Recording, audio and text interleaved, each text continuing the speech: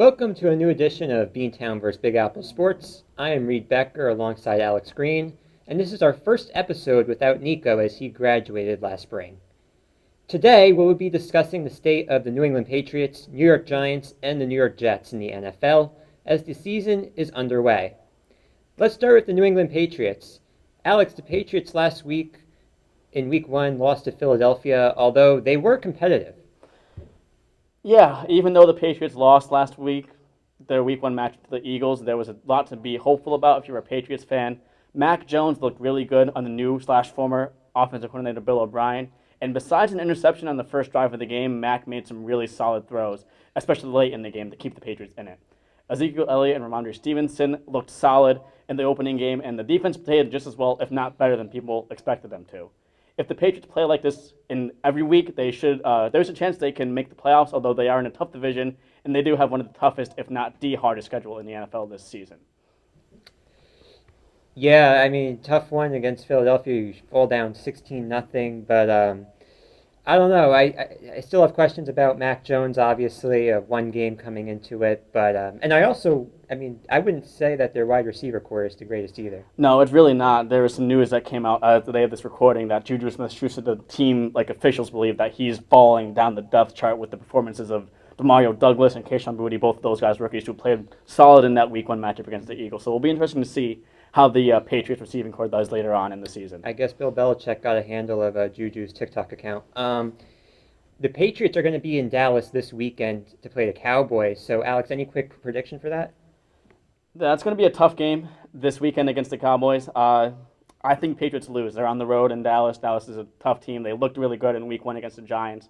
So I think the Patriots lose a close one in Dallas this week. All right, now moving on to the Giants. The Big Blue had an embarrassing performance in Week 1 on national television at home versus the Dallas Cowboys. Now, while I did not expect them to beat Dallas, it's another disgrace that they got shut out on their home turf.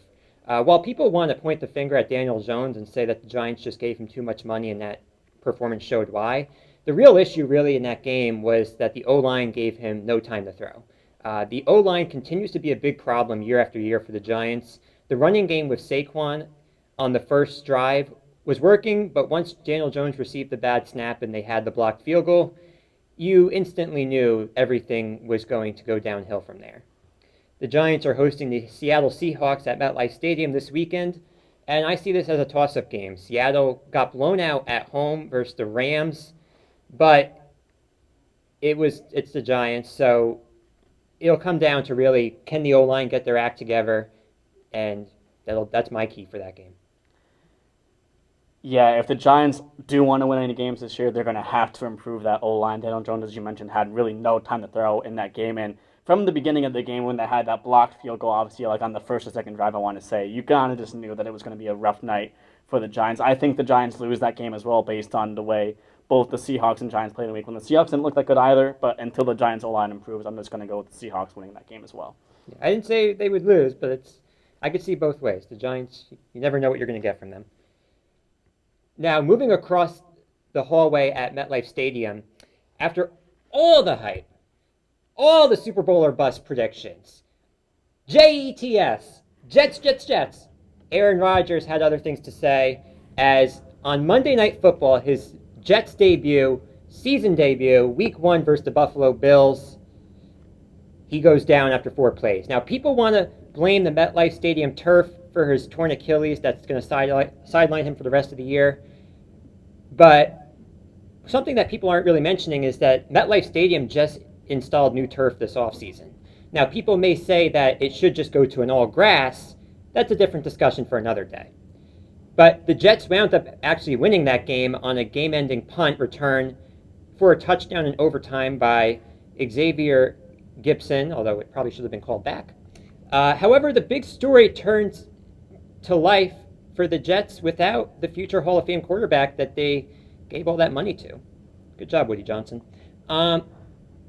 This means they are being back to Zach Wilson as their starting quarterback. Gang Green will have to bring in a quarterback to back him up. However, the only available options through free agency market right now are Carson Wentz and Colt McCoy and Cam Newton. And out of those options right now, Alex, I would probably prefer Colt McCoy.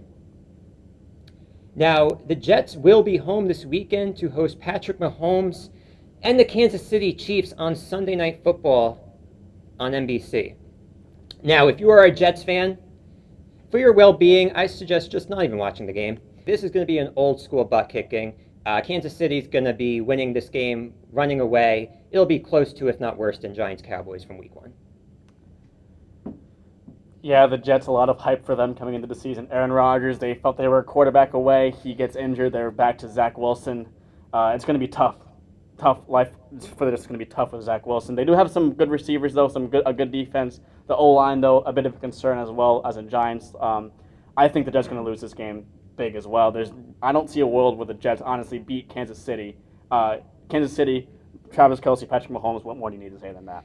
I mean, the Jets have a good defense, but I don't know. They don't even have a quarterback. I don't know what Zach Wilson is. So if you don't have a quarterback in this league, you're going to lose, and that's exactly the path the Jets are going down. They got all these receivers to try to improve around them, but if you don't have a quarterback, you don't have anything. Well, that is all the time we have for today. Thank you for joining us, and be sure to catch us next time when we discuss the off-season wish list for the New York Yankees and the Boston Red Sox.